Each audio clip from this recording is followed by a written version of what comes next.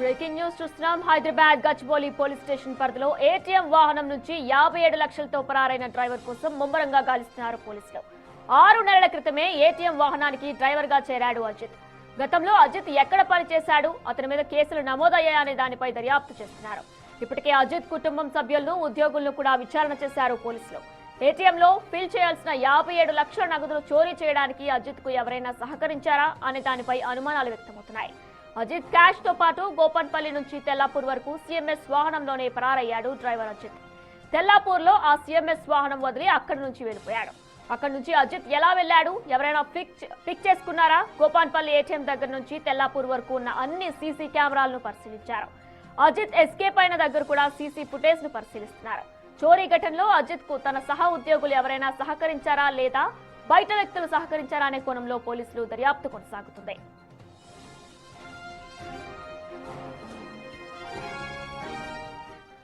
ఇదే అంశానికి సంబంధించిన మరింత సమాచారం మా ప్రతినిధి సుజాత అందిస్తారు.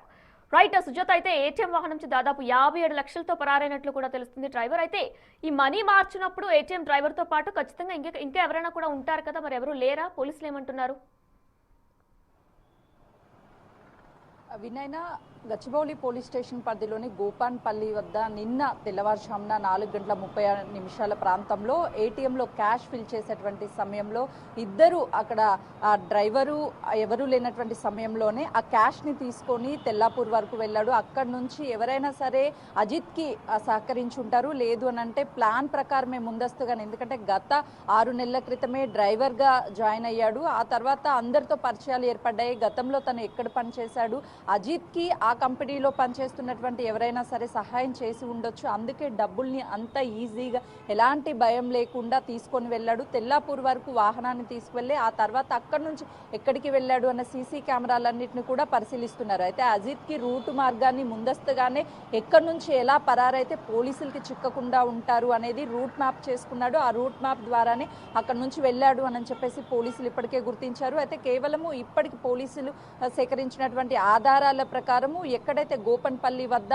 వాహనాన్ని తీసుకువెళ్ళాడో అక్కడ సీసీ ఫుటేజ్ మాత్రమే బయటికి వచ్చింది. గోపన్పల్లి దాటిన తర్వాత అంటే తెల్లాపూర్ దగ్గర వాహనాన్ని వదిలేసి ఓఆర్ఆర్ మీదుగా వెళ్తున్న దగ్గర ఎక్కడ సీసీ కెమెరా లేవు అని చెప్పేసి చెప్తున్నారు. కానీ లోపలికి వెళ్ళిన తర్వాత ఓఆర్ఆర్ దాటిన తర్వాత ఎక్కడైనా సరే సీసీ కెమెరాల్లో తను అజిత్ వెళ్ళేటువంటి వాహనం కానీ లేదంటే అతను ఎవరితో వెళ్ళాడు అన్నటువంటి విజువల్స్ అన్ని కూడా బయటికి వస్తే తాను ఎక్కడికి వెళ్ళాడు అనేది కూడా కేసుకు సంబంధించి కొన్ని వివరాలు బయటకు వచ్చే అవకాశం ఉంటుంది. మరోవైపు అజిత్ కుటుంబ సభ్యులతో పాటు తను పనిచేస్తున్నటువంటి సహ ఉద్యోగులందరి స్టేట్మెంట్ ని రికార్డ్ చేశారు. అజిత్ లోపల క్యాష్ ఫిల్లింగ్ చేసేటువంటి సమయంలో అజిత్ ను ఒక్కనే నమ్మకంగా వదిలేసి తనతో సపోర్టెడ్ గా ఉన్నటువంటి ఇద్దరు లోపలికి వెళ్ళడం, ఆ ఏటీఎం కి సంబంధించినటువంటి అంటే సెక్యూరిటీ ఎవరైతే ఉంటారో ఏటీఎం మనీ ఫిల్ చేసేటప్పుడు ఆ సమయంలో అతను లేకపోవడంతో కొంతమేరకు అనుమానం చోటు చేసుకుంటుంది. 6 నెలల క్రితమే ఉద్యోగంలో చేరినటువంటి అజిత్ ని అంత నమ్మకంగా క్యాష్ ఉన్నటువంటి వాహనాన్ని డ్రైవర్ కి వదిలేసి ఎలా వెళ్లారు అన్న దాని మీద కూడా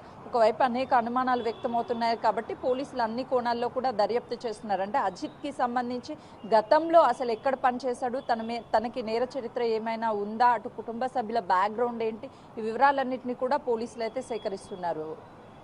సుజాత, మరి డ్రైవర్ అజిత్ కి సంబంధించి కుటుంబ సభ్యులతో పోలీసులు మాట్లాడడం ఏమైనా జరిగిందా? ఆల్రెడీ కుటుంబ సభ్యుల స్టేట్మెంట్ ని రికార్డ్ చేశారు. అంటే అజిత్ ఇంట్లో నుంచి రోజువారీ డ్యూటీకి వెళ్తున్నానని చెప్పి వచ్చాడు, తిరిగి రాలేదు.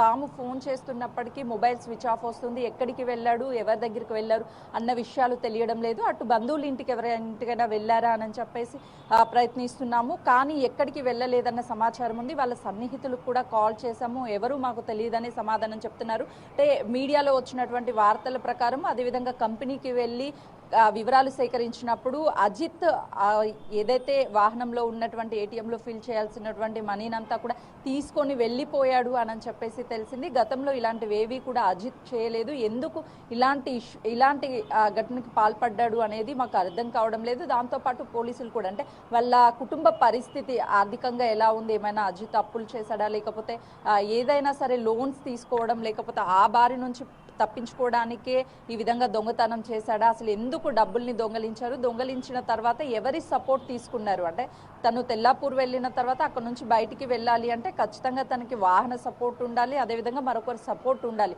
దాంతోపాటు ఈ ఏటీఎంకి సంబంధించి ఫిల్లింగ్ చేసేటువంటి మనీని చోరీ చేయాలి అని చెప్పేసి ముందుగానే ప్లాన్ చేసి ఉంటేనే ప్లాన్ ప్రకారం ఇదంతా కూడా ఇంప్లిమెంటేషన్ చేసి ఉంటాడు అని చెప్పేసి పోలీసులు అనుమానిస్తున్నారు. 6 నెలల వ్యవధిలో ఇలాంటి సమయం ఎప్పుడెప్పుడు వస్తుంది అని వెయిట్ చేసి ప్లాన్ ప్రకారమే ఈ దొంగతనానికి పాల్పడి ఉండొచ్చు అని కూడా పోలీసులు అనుమానం వ్యక్తం చేస్తున్నారు.